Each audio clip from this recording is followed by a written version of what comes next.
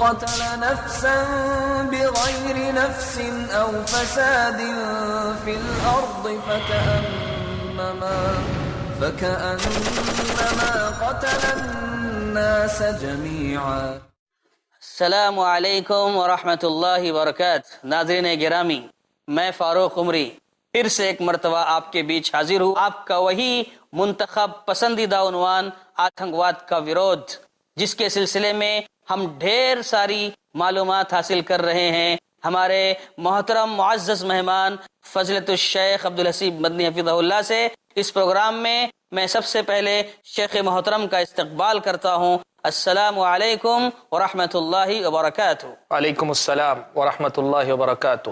ناظرین گرامی، ساتھ ہی ساتھ آپ تمام کا بھی استقبال ہے، اور ہم بلا تاخیر چاہتے یہ ہیں کہ شیخ محترم کی طرف چلیں اور اپنا سوال ان کے سامنے رکھیں اور ان سے استفادہ کریں. شیخ، آپ یہ بتائیں کہ جو پچھلی نشست میں آپ نے ہمارے سامنے 2 نقطوں پر بات کی تھی، کوئی اور نقطہ ہے یا کوئی اور اہم پہلو ہے تو وہ ذرا واضح کریں تاکہ کھل کر بات سامنے آ جائے کہ اسلام کا دہشت گردی سے کوئی تعلق نہیں. بسم اللہ الرحمن الرحیم. قبل اس کے کہ ہم اسلام کی تفصیلی تعلیمات کی طرف جائیں، ایک اور بنیادی نقطہ جو بالکل پچھلے 2 نقطوں جیسا ہے. ہم نے بات کی کہ یہ اسلام رب العالمین کا بھیجا ہوا دین ہے، اس کو لانے والے رحمت للعالمین ہیں. تو جو دین لے کر آئے اس کی جو بنیادی کتاب ہے قرآن مجید، جو قرآن اسلام کی بنیاد ہے، یعنی اسلامی تعلیمات کی جڑ ہے، اسلامی تعلیمات کی اساس ہے، اسلامی تعلیمات کا دار و مدار جن پر ہے، ان میں سب سے پہلے نمبر پر آتی ہے قرآن. تو اس کتاب کے بارے میں اللہ تبارک و تعالیٰ نے یہ بات بیان فرمائی ہے کہ یہ کتاب بھی تنزیل من رب العالمین ہے. سورہ حاقہ میں اللہ تبارک و تعالیٰ نے اس قرآن کا تعارف کرواتے ہوئے کہا ہے انہ لقول رسول کریم. یہ ایک بزرگ رسول کی بات ہے. ایک بزرگ رسول لا کر اسے پہنچاتے ہیں اور ایک بزرگ رسول تم تک اسے پہنچا رہے ہیں. وما هو بقول شاعر. یہ قرآن کسی شاعر کا بنایا ہوا قول نہیں، اس کا اپنا شعر نہیں ہے. ولا بقول کاہن، اگلی آیت میں کہ یہ کسی کاہن نجومی جو ہم وزن کلمات بولتا ہے، مسجع اور مقفع عبارتیں بیان کرتا ہے، اس کی بھی گفتگو نہیں ہے. یہ تو جو تنزیل من رب العالمین، یہ رب العالمین کی طرف سے اتارا ہوا قرآن ہے. اور یہ بات یاد رکھیں کہ قرآن کے سلسلے میں اللہ تعالیٰ کا یہ کہنا کہ یہ شاعر کا کلام نہیں ہے، یہ کسی کاہن کا کلام نہیں ہے، اس کا سیدھا سا یہی مطلب ہے کہ یہ کسی انسان کا کلام نہیں. یہ قرآن جو ہے کسی انسان کا مرتب کردہ قانون نہیں. آج لوگ سمجھتے ہیں کہ آج دنیا میں جتنی جگہ بھی قوانین بنے ہوئے ہیں، کسی علاقائی سطح پر یا ملکی قوانین کی ہم بات کریں، دستور کی بات کریں، تو لوگ سمجھتے ہیں کہ یہ دستور لوگوں کے حقوق کی ضمانت دیتے ہیں. تو جو دستور، جو قانون اللہ تبارک و تعالیٰ کا بنایا ہوا ہے، تو کیا اس میں لوگوں کے حقوق کی ضمانت نہیں ہوگی؟ ان کے جان کی، ان کے مال کی، ان کی عزت و آبرو کی، ان کے نفس کی، اس کے تحفظ کی ضمانت نہیں ہوگی؟ بالکل ہوگی، اس لیے کہ یہ تنزیل من رب العالمین ہے. اور یہاں میں اس حقیقت کو دہرانا چاہوں گا کہ فلسفہ شریعت پر یا شریعت اسلامیہ کی فقہ اور اس کی سمجھ پر جو گفتگو کرنے والے اہل علم ہیں، اسلامی شریعت کے جو تفصیلی احکامات ہیں جی، ان کی تفصیلات پر گفتگو کرنے والے علماء نے ایک بہت بڑی حقیقت لکھی ہے کہ اسلام کے جتنے بھی احکامات ہیں وہ انسان کی زندگی کی 5 بنیادی ضرورتوں کی حفاظت کے لیے. اسلام اپنے تمام احکامات کے اندر انسان کی 5 بنیادی ضرورتوں اور 5 بنیادی چیزوں کو تحفظ عطا کرتا ہے. ان 5 چیزوں کی حفاظت ہی اس کا اصل مقصد ہے. تشریعی احکامات یا تفصیلی احکامات یا جو عملی احکامات اسلامی شریعت میں ہیں، ان کا مقصد بنیادی طور پر 5 بنیادی چیزیں جو انسان کی اپنی ان کی حفاظت کرنا مقصد ہے. وہ چیزیں کیا ہیں؟ انسان کی اپنی جان ہے جی، دوسرے نمبر پر انسان کا اپنا مال ہے جی، تیسرے نمبر پر انسان کی اپنی عزت اور آبرو ہے، چوتھے نمبر پر انسان کی اپنی عقل ہے، سمجھ بوجھ، اس کی اپنی عقل، ہوش خرد، سمجھداری اس کی اپنی، اور 5ویں نمبر پر انسان کا اپنا دین ہے. جی، انسان کی یہ 5 بنیادی ضرورتیں ہیں، اور ان میں سے ایک بھی ضرورت اگر متاثر ہوتی ہے تو پھر انسان کی زندگی سے امن و سکون ختم ہوتا ہے، دہشت کا ماحول پیدا ہوتا ہے جب ان میں سے کسی ایک چیز کو خطرہ درپیش ہوتا ہے۔ ان پانچوں چیزوں میں سے کسی ایک چیز کو بھی، کسی کو جان کا خطرہ ہو، جی، کسی کو مال کا خطرہ ہو، کسی کو اپنی عزت و آبرو پر خطرہ محسوس ہوتا ہے، اور کسی کو اپنی عقل پر اور کسی کو اپنے دین پر جو خطرہ محسوس ہوتا ہے۔ اور اسلام کی یہ خصوصیت ہے کہ اسلام اپنے تمام احکام کے اندر ان پانچ چیزوں کی حفاظت کی ضمانت دیتا ہے۔ سبحان اللہ۔ آپ اگر چاہیں تو ہم اس کی تفصیل میں جا سکتے ہیں، بڑی تفصیل میں جا سکتے ہیں۔ میں ایک چھوٹی سی صرف جو ہے ایک مثال ان کے لیے آپ کے سامنے دوں گا، اور میں مناسب بھی سمجھتا ہوں شیخ کہ تھوڑی سی وضاحت کریں، کیونکہ ہمارے ناظرین آپ دیکھیں اسلامی شریعت کے جو عملی احکام ہیں، جتنے بھی عملی احکام ہیں، آپ ان کو دیکھتے جائیے، آپ کو یہ چیز واضح طور پر نظر آئے گی کہ اسلام نے ان پانچ چیزوں کی حفاظت کے لیے کتنی کڑی سزائیں دی ہیں۔ میں آپ کو یہ چیز بتاؤں گا، بڑا دلچسپ پہلو ہے یہ اس موضوع کا، کہ اسلام نے جو سزائیں مقرر کی ہیں، لوگ بہت اعتراض کرتے ہیں اسلام پر کہ اسلام میں اتنی سخت سزا ہے، اتنی سخت سزا ہے، لیکن ہم دعوت دیتے ہیں آ کر یہ سمجھو کہ یہ سزائیں ان پانچ بنیادی حقوق کی حفاظت کے لیے طے کی گئی ہیں۔ ان سزاؤں کا تعلق ان پانچ بنیادی حقوق کے تحفظ سے ہے۔ ماشاءاللہ۔ انسان اپنی جان کی حفاظت چاہتا ہے، جی، اسلام نے قتل کو حرام قرار دیا، گناہ کبیرہ قرار دیا، اور اس کے بعد اسلام نے یہ کہا اگر کوئی قتل کرتا ہے تو قصاص میں بدلے میں اسے قتل کیا جائے گا، یا پھر اس کے وارثین اگر راضی ہو جاتے ہیں تو قتل کے بجائے اسے دیت دینی پڑے گی، اس کے بدلے میں اسے جو ہے پیسہ اپنا دینا پڑے گا، اونٹ دینے پڑیں گے۔ یہ جو ہے اسلامی شریعت نے مسئلہ رکھا ہے۔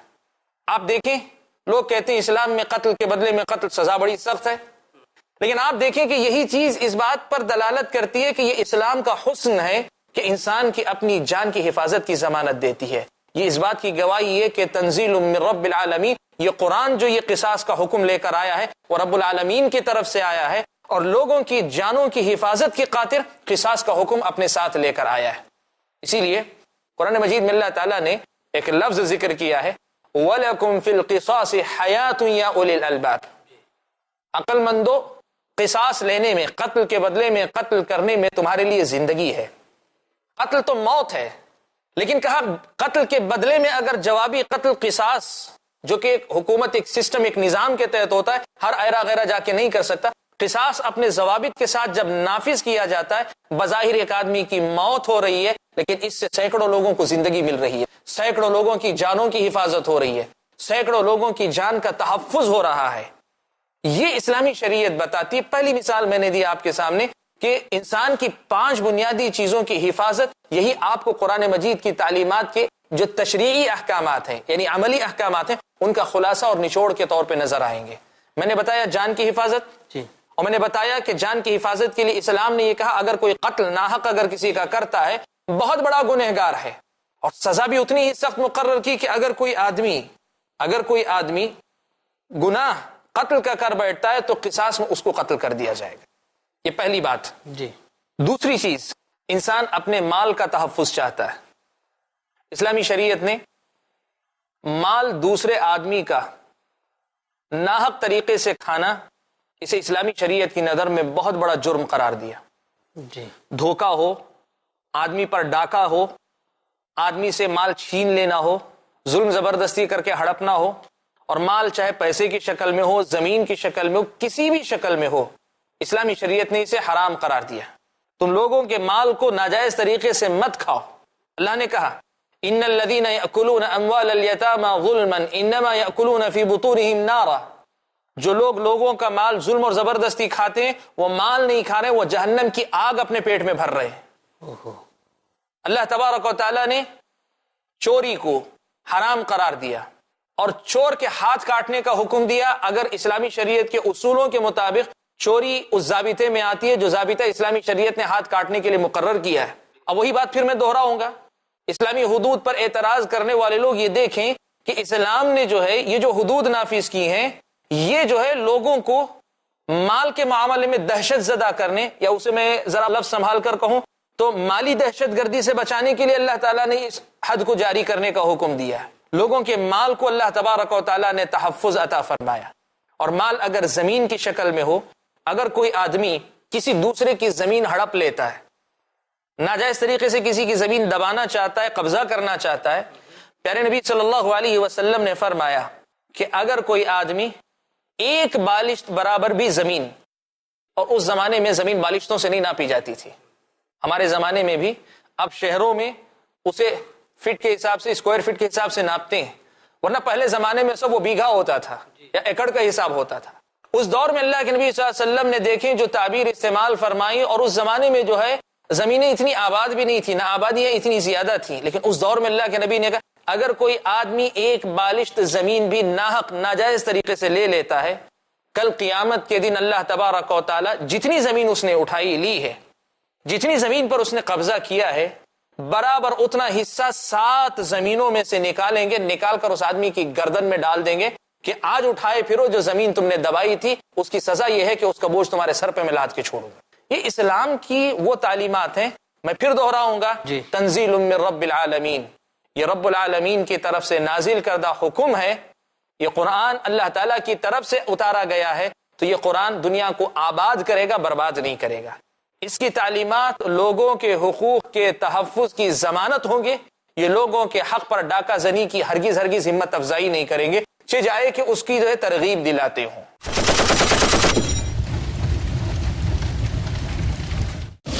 ہر نشانی ظاہر ہوگی۔ پوری دنیا کے اندر حالات بڑی تیزی سے بدل رہے ہیں، تو یہ ہمیں کس بات کی طرف اشارہ کرتا ہے؟ دراصل حالات کی یہ تبدیلی اشارہ ہے قیامت قریب ہے۔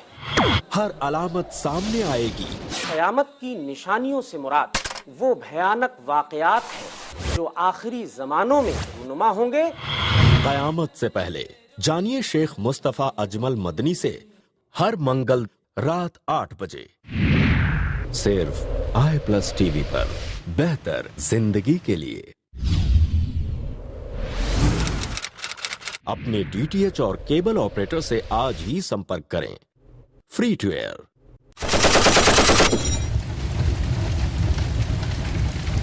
میں پھر دہراؤں گا، یہ قرآن اللہ تعالیٰ کی طرف سے اتارا گیا ہے، تو یہ قرآن دنیا کو آباد کرے گا، برباد نہیں کرے گا۔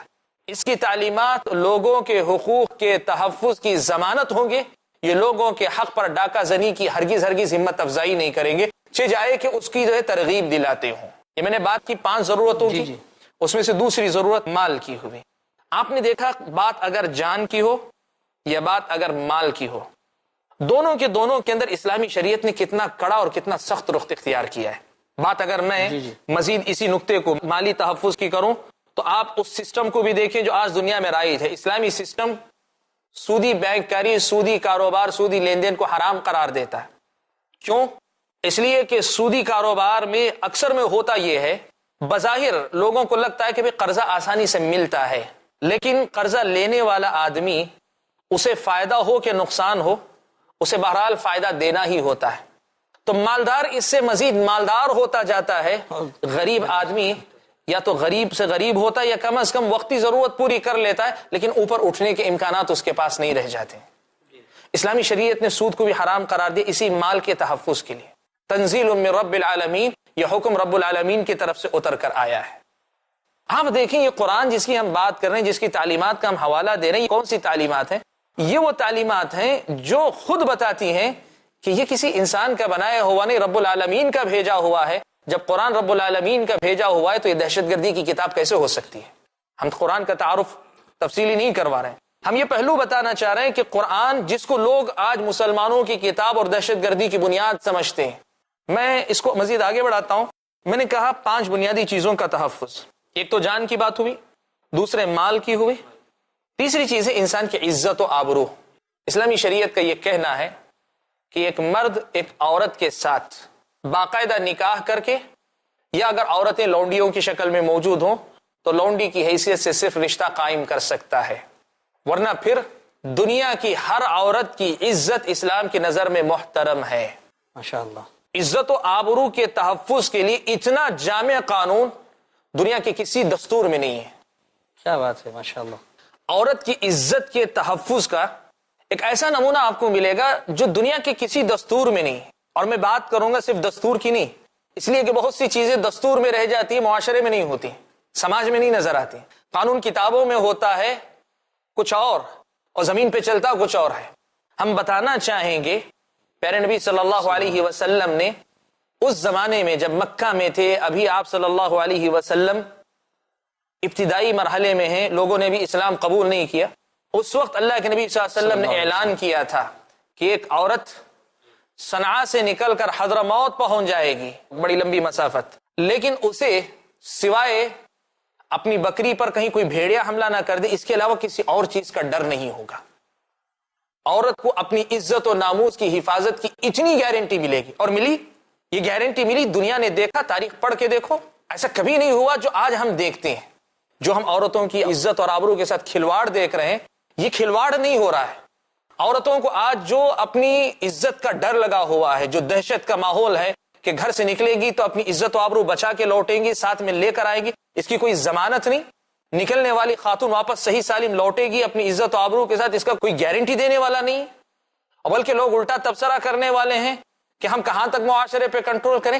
اسلامی شریعت یہ کہتی ہے تنزیل من رب العالمین، یہ قرآن اللہ تعالیٰ کی طرف سے اتارا ہوا قرآن ہے، یہ عورتوں کی عزت اور آبرو کے تحفظ کی ضمانت دیتا ہے. اسی لیے اسلامی شریعت نے زنا کو حرام قرار دیا، چاہے وہ رضامندی کے ساتھ ہو یا زنا بالجبر ہو، زبردستی زنا کرنے کی بات ہو، دونوں کو اسلامی شریعت نے حرام قرار دیا. یہ اسلامی شریعت تنزیل من رب العالمین، یہ قرآن اللہ تعالیٰ کی طرف سے آیا ہوا ہے، یہ عزتوں کی حفاظت کی ضمانت دیتا ہے. یہ عزتوں کے ساتھ کھلواڑ کر کے دہشت کا ماحول عام کرنے کی ترغیب کبھی نہیں دیتا یہ اسلام. اور میں آپ کو آگے لے جاؤں، آپ دیکھیں اسلامی شریعت میں جو سزائیں ہیں، سزا میں بھی آپ دیکھیں گے جو آدمی زنا کرے، زانی کی سزا اسلامی شریعت میں یا تو کوڑے لگانا ہے یا اسے سنگسار پتھر مار کے اسے مار دینا ہے. کیوں؟ عزتوں کا تحفظ ہو سکے. اور ہوا، ہم یہ بتانا چاہتے ہیں یہ ہوا ہے، یہ ہوا ہے. آپ دیکھیں قرآن مجید کی یہ تعلیمات یہ معاشرے میں زیادہ ہیں جتنی زیادہ جو ہے قانون میں آپ کے پاس نظر آتی ہے، اس سے زیادہ معاشرے میں آپ کو نظر آئیں گے. تو اسلام نے عزت کی بھی حفاظت کی گارنٹی دی، ضمانت دی ہے. اور چوتھی چیز وہ ہے لوگوں کی عقل کی حفاظت. جی دیکھیے، ایک جانور سے ایک انسان کو جو چیز ممتاز کرتی ہے وہ انسان کی اپنی عقل ہے، وہ سمجھ بوجھ ہے جو اللہ تعالیٰ نے انسان کو عطا فرمائی ہے. اسے اپنے لباس کا ہوش رہتا ہے، اسے اپنے کھانے پینے کا ہوش رہتا ہے، بلکہ اس پوری کائنات کے استعمال کا، صحیح اور غلط استعمال کی تمیز آتی ہے اور اس کے استعمال کرنے کا سلیقہ آتا ہے. یہ سب کچھ اسی عقل کی بنیاد پر ہے. اب عقل چلی گئی تو ایک انسان میں اور ایک عام جانور میں کوئی فرق نہیں رہ جاتا. آپ دیکھیں گے پاگل انسان کو ننگا بھی دیکھیں گے، آپ پاگل انسان کو جو ہے اپنے آپ سے غافل بھی دیکھیں گے. آپ ایک جانور جیسے ہوتا ہے بسا اوقات ویسے. کیوں؟ انسان کی عقل کی اہمیت ہے. اسی لیے اسلامی شریعت نے اس بات کی ضمانت دی، کہا کہ جو ہے اسلام نے تم پر شراب کو حرام قرار دیا ہے. کیا بات ہے. کیوں؟ عرب کے ایک بدو نے شراب کے بارے میں بڑی پیاری بات کہی ہے. عرب کا ایک جاہل بدو ہے، کوئی مسلمان کی بات نہیں، کافر کی بات نہیں، ایک بدو اپنی عقل سے کہتا ہے لا اشرب ما یشرب عقلی. کسی نے اس سے پوچھا کہ تم شراب کیوں نہیں پیتے ہو؟ تو کہا میں وہ چیز پینا نہیں چاہتا جو میری عقل کو پی لے، جو میری عقل کو پی جائے میں وہ چیز نہیں پینا چاہتا. بھئی جس کی وجہ سے تم انسان ہو، شراب پی کر اپنے آپ کی وہ حیثیت گنوانا چاہتے ہو، اپنی عقل کو ضائع کرنا چاہتے ہو، اپنے ہوش و حواس گم کر دینا چاہتے ہو. اسلامی شریعت نے شراب کو حرام قرار دیا اور شراب پینے والے کے لیے کوڑے مارنے کی سزا رکھی. یہ آپ دیکھیں اسلامی شریعت کی، میں پھر وہی بات کہوں گا کہ جو قرآن مجید ہے یہ اللہ تبارک و تعالیٰ کی طرف سے نازل شدہ کتاب ہے، تنزیل من رب العالمین. یہ لوگوں کی عقلوں کے تحفظ کی گارنٹی دیتی ہے. یہ لوگوں کی عقل کے ساتھ کھلواڑ اور ان کو جو ہے پریشانی اور بے اطمینانی کی زندگی میں جینے والا مسلمان یا انسان بن کر جینے کی ترغیب نہیں دیتا ہے. یہ قرآن مجید کا ایک اور پہلو ہے جو مجھ کو اور آپ کو سمجھنا چاہیے. اور پانچویں چیز، ان 5 چیزوں میں جن 5 چیزوں کے تحفظ کی میں نے بات کی، 5ویں چیز ہے لوگوں کے دین کی ضمانت. آدمی چاہتا ہے کہ میں جو دین مانتا ہوں وہ دین محفوظ رہے. اسے اگر اپنے دین کے تحفظ کی گارنٹی نہ ملے تو وہ مرنے مارنے پر آمادہ ہو جاتا ہے. اور یہ دلچسپ بات بتاؤں، لوگوں کو شاید پتہ نہیں ہے، اسلام کا سب سے بنیادی اصول یہ ہے لا اکراہ فی الدین. اسلام کے قبول کرنے کے سلسلے میں، دین کے قبول کرنے کے سلسلے میں تم پر کوئی زبردستی نہیں. اسلام میں کوئی زبردستی نہیں کہ تم اسلام قبول کرو. اگر کوئی انسان मुस्लिम हुकूमत में हम बात उसकी नहीं कर रहे हैं जो मुआशरा मिला जुला हो, जैसे हमारे ये मुल्क है, यहाँ सब हैं, सबका बराबर का हक माना जाता है, सब बराबर का हक रखते हैं, हर मजहब का मानने वाला अपने हक बराबर रखता है। मैं उस मुल्क की बात कर रहा हूं जहां सिर्फ इस्लाम की हुकूमत रहती है, वहां भी इस्लामी शरीयत का एक मुस्तकिल बाब है कानून का, जिसको हम कहते हैं जिम्मियों का बाब। जी, जिम्मी कहते हैं उन लोगों को जो इस्लाम कबूल नहीं करते लेकिन इस्लामी हुकूमत के तहत जिंदगी गुजार रहे होते हैं। इस्लामी शरीयत की नजर में जिम्मियों के मुस्तकिल अहकाम, यानी जो गैर मुस्लिम मुसलमानों के तहत रहते हैं, इस्लामी शरीयत उनको इसकी इजाजत देती है कि वो अपने मजहब पर बाकी रहते हुए एक मुस्लिम हुकूमत के तहत रह सकते हैं। इस्लामी शरीयत के आम कवानीन में से एक कानून है, एक जाबिता है। शेख, हमारे नाजरीन को थोड़ा सा जिम्मी जो लफ्ज इस्तेमाल किया गया जी है, हाँ। इसकी थोड़ी सी वजाहत कर दें। लफ्ज जिम्मी जो है अरबी जबान के अहलुज़िम्मा कहते हैं, अहलुज़िम्मा यानी वो लोग जो मुसलमान तो नहीं हैं जी, लेकिन जब तक मुस्लिम हुकूमत में हैं वो मुस्लिम हुकूमत की जिम्मेदारी पर हैं। जी, और ये बात में आपने रोक के पूछा, बड़ी अच्छी बात की तरफ आपने एक तरह से इशारा किया, या आपके सवाल से जो है एक बड़ी अच्छी बात बताने का मौका मिला। हम ये बात करें कि इस्लामी शरीयत जो है जिम्मियों को न सिर्फ ये कि रहने की इजाजत देती है बल्कि उनकी जिम्मेदारी अपने ऊपर तस्लीम करती है। माशाअल्लाह, उनकी जिम्मेदारी अपने ऊपर तस्लीम करती है। इसीलिए मैं आपको तारीख का एक वाकया सुनाना चाहूंगा। इस्लामी तारीख में बाद के ज़माने में, प्यारे नबी सल्लल्लाहु अलैहि वसल्लम के ज़माने के बाद हज़रत उमर और उस्मान के जब दौर आया, खिलाफत राशिदा का दौर आया, तो एक वाकया ये पेश आया कि मुसलमानों ने रोम के एक इलाके में एक किला फतह किया, एक शहर फतह किया। फतह करने के बाद वो वहां गालिब आ गए, हुकूमत उनकी हो गई मुसलमानों की, लेकिन वहां के गैर मुस्लिमों को उन्होंने बाकी रखा। तुम अपने मजहब पर अमल करते हो, रह सकते हो हमारी हुकूमत पे, तुमको निकालना नहीं, तुमको आजादी, तुम रह सकते हो यहाँ, लेकिन हुकूमत हमारी है। अब उसके बदले में तुम्हें टैक्स देना पड़ेगा, इसलिए कि तुम्हारी जान, तुम्हारा माल, तुम्हारी इज्जत और आबरू, उसकी हिफाजत की हम जिम्मेदारी लेते हैं, इसके बदले में तुमको जो है टैक्स देना पड़ेगा। ये अहले जिम्मा से लिया जाता है। और ये बात बताऊं कि मुसलमानों से टैक्स नहीं लिया जाता, लेकिन मुसलमानों पर ज़कात वाजिब होती है। जी, मुसलमानों पर ज़कात वाजिब होती है जो बैतुल माल को देने वाले होते हैं। इसलिए कि बसा औकात लोग कहते हैं अहले जिम्मा से माल लिया जाता, उनसे माल नहीं लिया जाता। उनके पास ज़कात है, जो साहिब इस्तिताअत है उसे देना पड़ेगा। ये अहले जिम्मा है। अहले जिम्मा से जो है पैसा लिया जाता है उनकी हिफाजत की खातिर।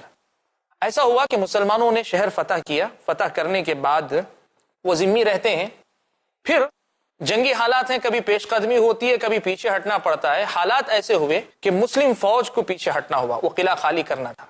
तो मुसलमानों ने जो है सारे लोगों को बुलाया, और बुलाने के बाद जो सिपहसालार थे उन्होंने लोगों को ऐलान किया, कहा कि देखो ये पैसा हमने तुमसे लिया था तुम्हारी हिफाजत के लिए, अब हम ये किला छोड़कर वापस लौट कर जा रहे हैं, हम तुम्हारी हिफाजत नहीं कर सकते, इसलिए ये पैसा तुम वापस ले लो। ओहो, क्या बात है, माशाअल्लाह।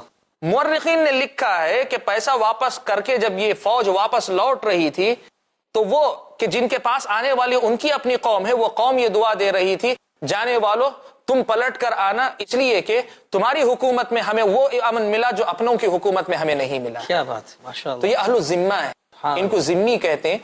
तो बात दूर तक गई। जो नुक्ता में बयान कर रहा था कि इस्लाम ये कहता है कि आप अपने दीन पर बाकी रहते हुए मुस्लिम हुकूमत के तहत रह सकते हैं, इस्लामी शरीयत इसकी आपको इजाजत देती है। कुल मिलाकर बात यह हुई कि इंसान की जो 5 बुनियादी जरूरतें हैं, इनकी हिफाजत की जमानत इस्लाम देता है। इन्हीं बुनियादी तालीमात पर कुरान मजीद मुश्तमिल है। इसीलिए ये कुरान तंजीलुम मिन रब्बिल आलमीन है। ये लोगों के बुनियादी हुकूक के तहफ़्फ़ुज़ की जमानत देने वाली किताब है। ये लोगों को किसी भी हैसियत से दहशत ज़दा करने वाली किताब नहीं है। जज़ाकुमुल्लाह खैर, बहुत बहुत शुक्रिया शेख, आपने माशाअल्लाह हमारे सवालों का बहुत ही मुदल्लल और प्यारे अंदाज में जवाब दिया है, जिससे हम खुद और हमारे नाज़रीन माशाअल्लाह भरपूर फ़ायदा उठा रहे हैं। अल्लाह ताला आपको इसका बेहतर बदला अता फरमाए। हम यही चाह रहे थे कि मजीद हम सवाल करें और आपसे जवाब सुने, लेकिन चूंकि वक्त ख़त्म हो चुका है, इंशाअल्लाह हम उम्मीद करते हैं कि अगले एपिसोड में हम दोबारा मुलाकात करेंगे। नाज़रीन हमारे साथ जुड़े रहिए, बने रहिए, ताकि इस अहम मौजू पर हम मजीद शेख मोहतरम से इस्तेफादा कर सकें। तब तक के लिए आपसे रुखसत होना चाहते हैं। अस्सलामु अलैकुम व रहमतुल्लाहि व बरकातुहू। من أجل ذلك كتبنا على بني إسرائيل